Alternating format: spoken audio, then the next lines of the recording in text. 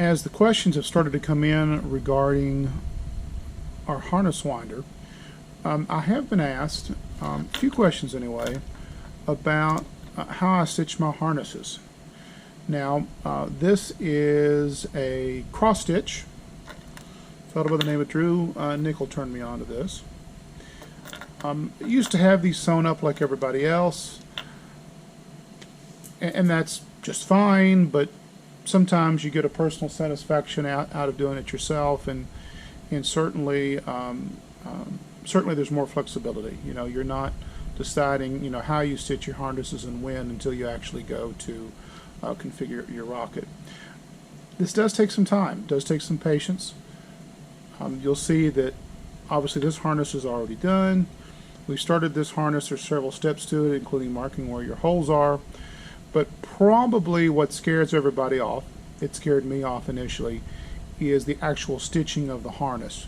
Now, that is actually made really easy, which really easy is relative, through the use of a Speedy Stitcher. It basically works like a sewing machine without the bobbin, and you're gonna see that here in a minute. So what we'll do is we'll jump right on in to stitching this harness.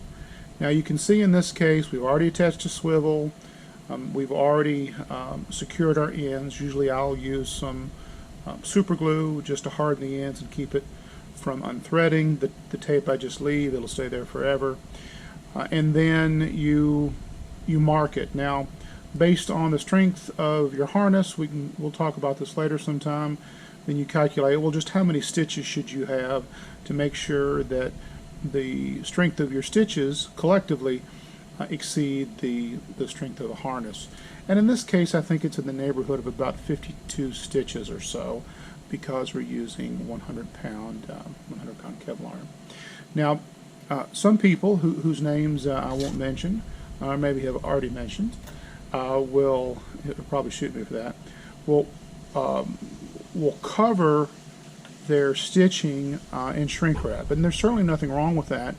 And it's advisable if you do not use Kevlar thread, because if you use thread that is less than the Kevlar with regards to fire resistance, you want to add that protection. Personally, I choose to leave them. The front side always looks pretty neat. The back side's not always going to look so neat, but the strength is still there.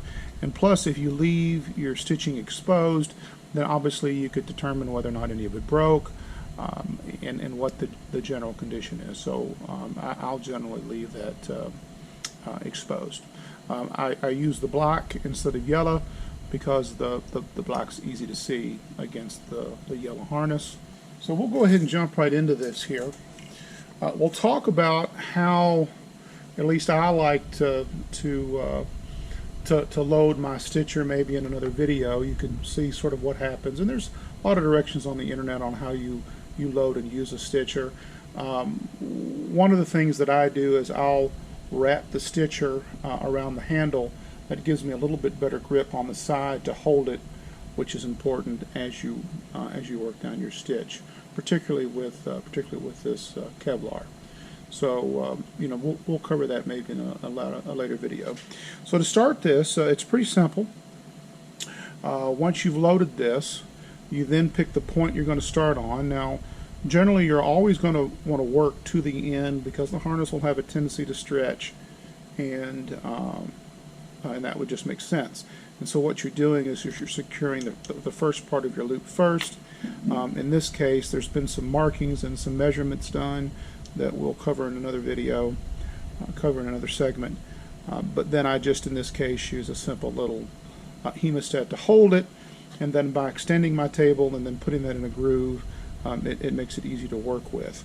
I generally will work with it for sure, at least until I'm to a pass out before I come back to keep everything all lined up.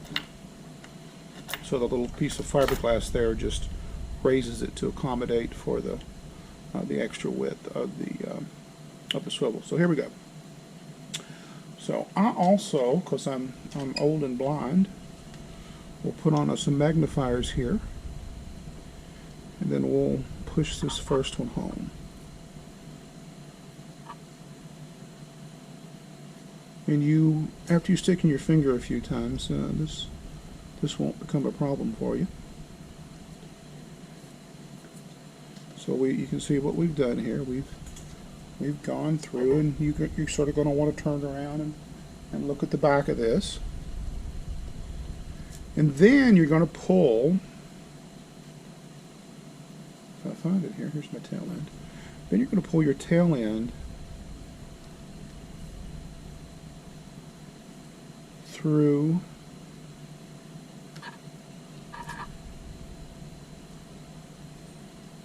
your, give me a little slack here, through your Kevlar, and it's important. This is the tail end that's going to form the back of the stitch. So you've got to pull out enough of that crisscross you can get out and back. Otherwise, you have to start a new stitch, and of course that's a bad thing. So I always pull out plenty of extra. Keep it on a reel over here like you see, and so that way I've got plenty to get out and back. It does sort of seem like you don't need quite as much as you might think, because it does tighten up as you go. Okay, so we pull this out, and then we start our first stitch. So we're gonna, this is a cross stitch, we're gonna come down here to the bottom, and then we're gonna push this one home. And you want that to get sort of tight on you there. Okay? And then you can see where we're through there. And then we pull back, forming what you should see is a little bit of a loop. Now that loop is where you're going to feed your tag in and your tail end through to complete your first knot. And then as you bring this back through, and I hope I'm getting a good angle on this. As you pull this back through, the knot, as you can see, will pull down into the Kevlar. Now the trick to this is getting the knot in between the layers of the Kevlar. And there's no surefire way to do this. This just takes practice. But usually it's a matter of sort of getting it tight on both sides. See how I've done that by pulling it like that, and then using the stitcher or the awl here, you might say, just to slightly pull it back through. And it's not something maybe you can really see until we turn this over, but you can feel it. You can feel when that knot goes down into the Kevlar. Let's see if I can turn this up enough where you guys can see it. And you can see that now the knot is down in the Kevlar, and it's even between the two layers of Kevlar cord. And at that point, you've done your first knot. See, that wasn't too terribly bad, was it? Sorry for the sniffles. Then we come up to the next. Remember, you're going to skip one over because this is the cross stitch. You're going to hit this spot coming back.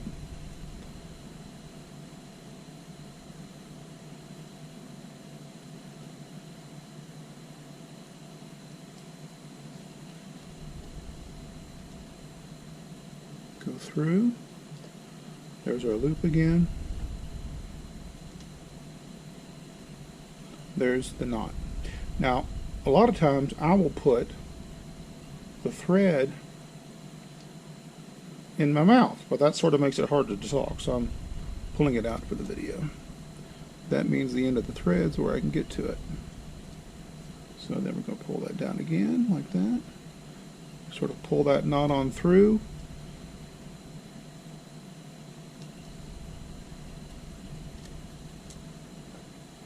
And our knot is really not where it needs to be, so we'll tug on a little bit, and boom, there it is. Then we'll go on to the next one. Sometimes if I think maybe my mark is not quite where I'd want it, I will adjust. Again, that's just sort of a practice type thing. Got a little too much loop there.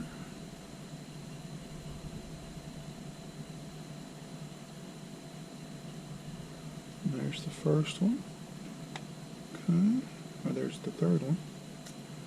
Then there's our loop again. You should be able to see that.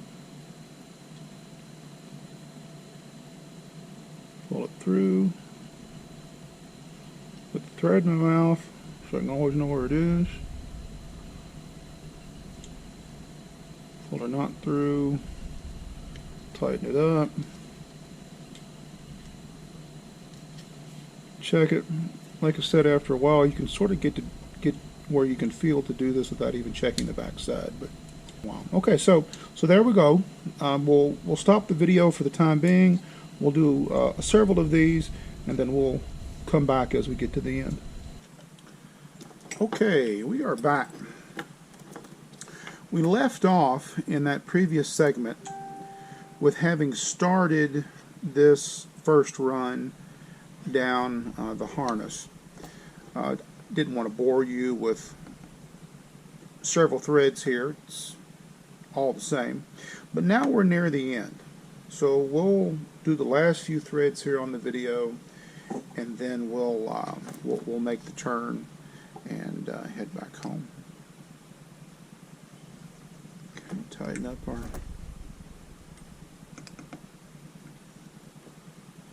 thread here. Remember, it's going to be every other one because we're going to use every other one on the way back.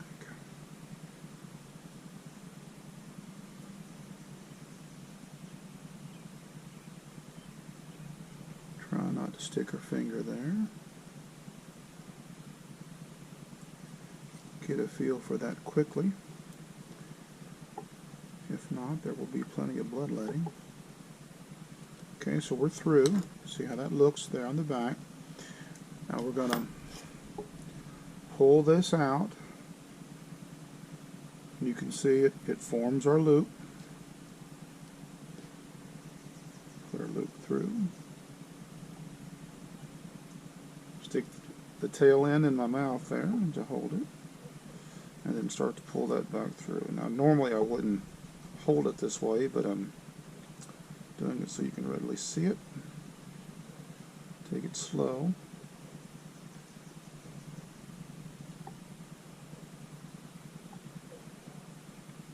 There's the knot. Now watch the knot go through and sort of fall in between. I could feel it. You probably couldn't see it, but it's now in between the two pieces of Kevlar. And I'll drop this so I can talk. Okay, well, then just pull both at the same time to tighten it up. Notice I'm sort of holding this with my thumb right here. We're through this side, but you'll notice the knot came out, so that's no problem. We'll just sort of jerk on that a little bit. Pull that knot right through, back through it. You can see what happens to that thread when you've pulled it through. And then we'll tighten it again. And there you go. So now, we'll do one more here at the end.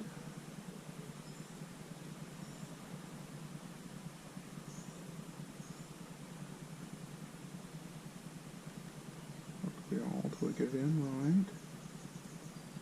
You do sort of feel that all start to push through the Kevlar. So if you're slow about it, you won't. There won't be any bloodletting. Hold this, a little tension. There you go. Okay, we're through all the way. You can see that again. Pull up. There's a loop. Put this through. Bring this across. Pull this down. The knot will disappear.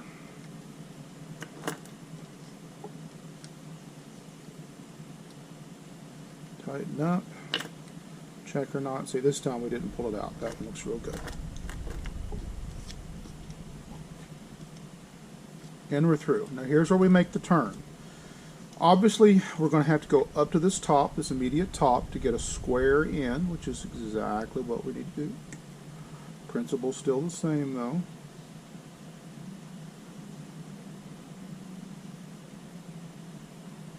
Lower that just a little bit.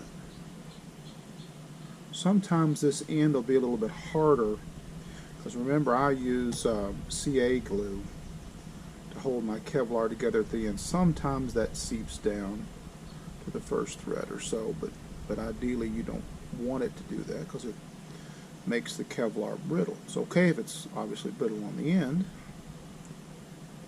where there's no thread, but not when there's thread. Ooh, it's tight.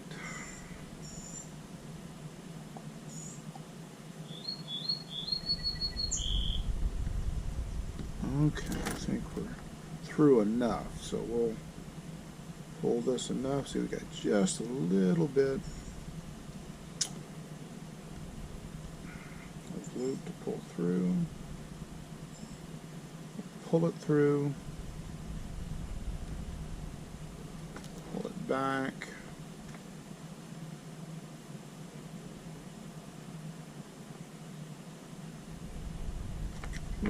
Now see, that one jerked. That was an accident, and we pulled our loop all the way through. But that's easy enough. Just take it like this, pull it back. It will settle back in, and you'll see that we've now got a fairly close to being perpendicular. The back's always going to look a little messier than the front, but up front we look real good. Tighten it. Okay. So we're halfway through the turn, so now let's finish the turn and work to the next.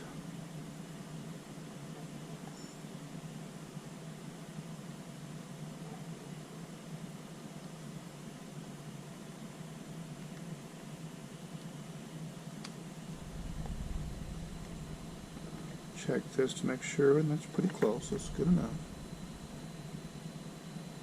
Okay. We're through. Now we come back the other way. It's actually a little bit easier because the loop's on this side if you're right-handed.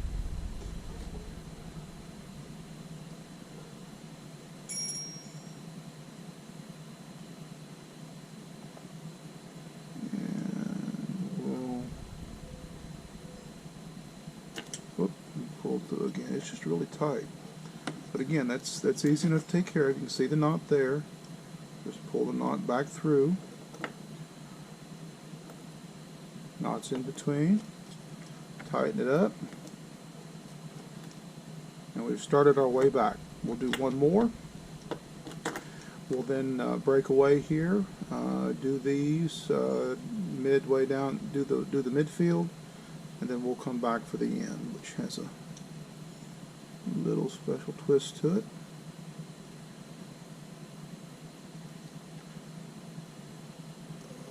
Good and tight. We really sort of want it that way. Okay. Go down. There's a loop. Bring it through. Try to be a little more careful this time. That one settled in nicely. Pull our Kevlar. Tighten it up. Whoop. Back that on us, but that's okay. See, we'll just jerk that back in a little bit, and we're there. So we've got a good return there. A little turn. We've made the turn. We're coming back the way. We'll do this on down, and we'll come back when we get to the end. Okay, welcome back for the final trip in our journey here. Put my old man glasses on. In the previous two segments, we started our first run. Second segment finished that run and started back. And now in this segment, we're going to finish the final run back to our starting point. And so I've left really three punctures left, so to speak. So let's start this now. We'll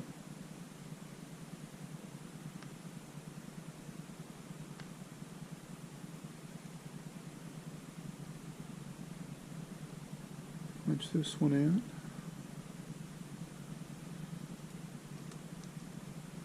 You can see it's getting really stiff now. Kevlar stitch adds a lot to the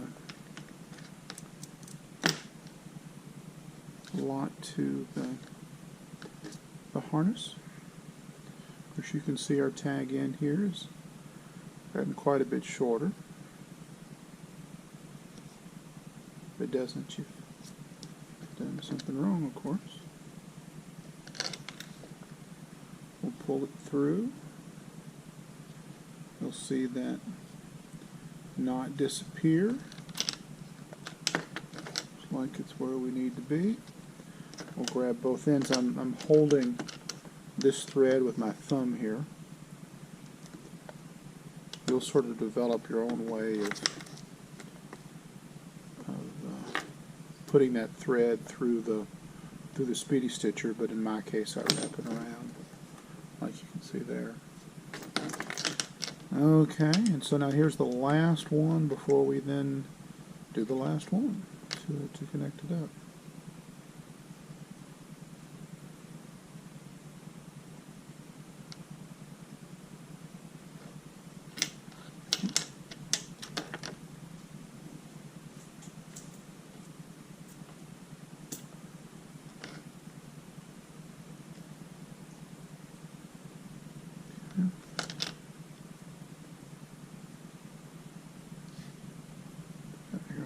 Like that, and run her through. You want that to tighten up. That's a pretty good one right there, and it's close enough on the back side. It may not be perfectly positioned, but as you can see, the back side's always more sloppy. It's very difficult to get that back side to be as nice as the front side.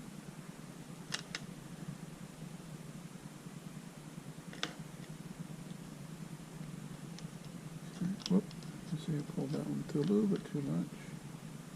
Pull it back through, we'll bury the knot in between, and we'll tighten that up. Okay.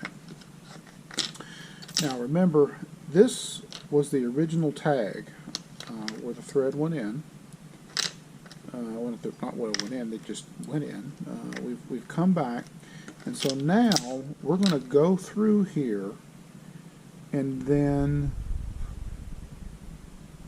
cut our end. So this, hopefully you can see what's happening here. We're going to end up with two tag ends on that side. So I'm going to, because remember we're down here on the bottom, so we're going to go back through this hole on the top.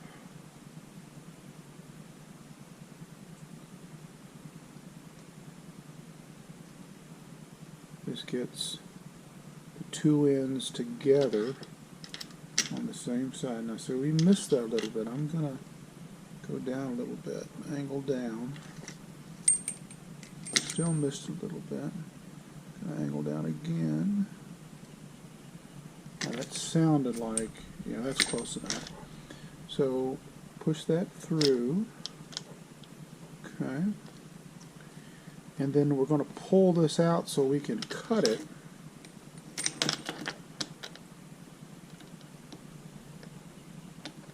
I'm not doing such an elegant job, but you certainly want to cut it in the right place. You don't want to cut this too short up here. So I just, I bring out excess to make sure that when I pull this through, I've got what I need. So it doesn't matter which side I cut it on. It's like using a sledgehammer, but it'll work. Okay. And then I want to pull this out of the awl, or the Speedy Stitcher. So the stitcher's now free. And we'll pull that out. You can see which one's going to stay. See how that one's coming out. And you can put it back in if you want. After you put a little CA on it, and then we're ready for our next stitch. And so at this point, all we've got to do is tie this up. Now there's a couple of ways to do this. I end up very carefully using some CA glue, and you can do a double overhand if you want. that does make it a little bit more bulky. A lot of times I will just use just a single knot like this, and then we'll put a little CA on that and then come back and trim that up, and that keeps it very low profile. Okay, so what am I using here? In this case, I'm using just some Instacure from it says Pin Kit Mall, but this is, I guess, BSI product. This tip will actually be taken off, blown out, and then this little thin little hair-like tip will actually be thrown away. These are just something that I probably picked up from Amazon. You can see the number there. Stuff is readily available. Now, the one thing you don't want to do is saturate your Kevlar, because if you saturate your Kevlar, you make it more brittle. We just want to secure this knot, which is with as little Kevlar as possible. So the way I'll do that is I'll draw the thread up like this. So when the Kevlar sets, then I can just go back and trim it off. And let me get this at an angle we can both sort of see. And then just do a very little bit, you know. We'll start with this one first. Even squeeze this out. So there we go. There we go. Just a very little bit. So very little bit on the tip. A little bit more. I think you could see that bead go in. And then we'll do the same thing on this side. And there we go. Now we'll give that just a moment. Set that aside. And it should start to set up. And you can see how now this is stiff. It's ran down into the thread, which is what you wanted to do.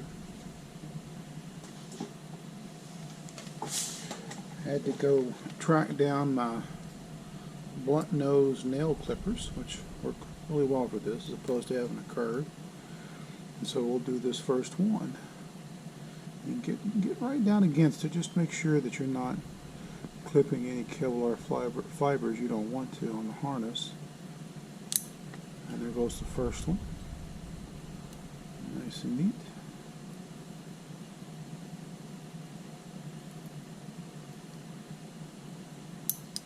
And there goes the second one. Obviously you can just toss the Kevlar away. And that's it. Now there's a little bit of roughness to that. You can sort of take that down with your thumb if you don't want that to catch on anything. Some people will then sheave these with heat shrink tubing. That certainly covers up the unneat on the back side, but I sort of like to show off at least one side. I use the black because I can see it, not just for stitching the Kevlar itself, but also if some of these for some reason would start to break, then it's quite obvious. It's still flexible enough that it will fold up and do what it needs to do in the rocket. But this can get rather complex. In fact, let me show you what I call a Y-bar harness. It's also attached, which will show you how it works. Let me pan the camera up just a little bit here. This is an avionics bay for a 4-inch rocket that has 2 hard points on it for redundancy in the harness. Addition to that redundancy is this Y harness, or Y bar harness. I'll not drop this here. Stretch this out. This Y bar harness that even adds to the redundancy. Because even if one of these were to break or otherwise cut free, you would still have the other one. And the harness itself, since the tag ends of the Y harness are attached in the center, the Y harness would have to fail as well. to make the whole thing come apart. So it's sort of two layers of redundancy here. The reason why I wanted to show it to you is because the complexity involved here. Here is the stitching for the eye bolt, but then here is where I stitched the two tag ends together. So you can get rather complex, and this is one of the reasons why you might want to stitch your own harnesses. Yeah, you know, you could draw this out and diagram this, and somebody else probably could do a custom harness for you, but it would be complex, it would be costly, it certainly wouldn't be nearly as satisfying, and you know exactly what you're getting here, and you can see the results of your work. So I hope you enjoyed this video. I hope you enjoyed seeing what is possible if you do your own harnesses.